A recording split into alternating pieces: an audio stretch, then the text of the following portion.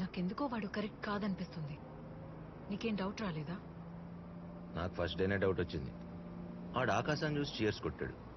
తేడా, ఖచ్చితంగా తేడా. అది కాదు, వాడికి రెస్టారెంట్ కావాలి. అందుకే ఈ లాస్ అని లోన్ అని ఇవన్నీ చెప్పి మనల్ని టెన్షన్ పెట్టడానికి ట్రై చేస్తాడు.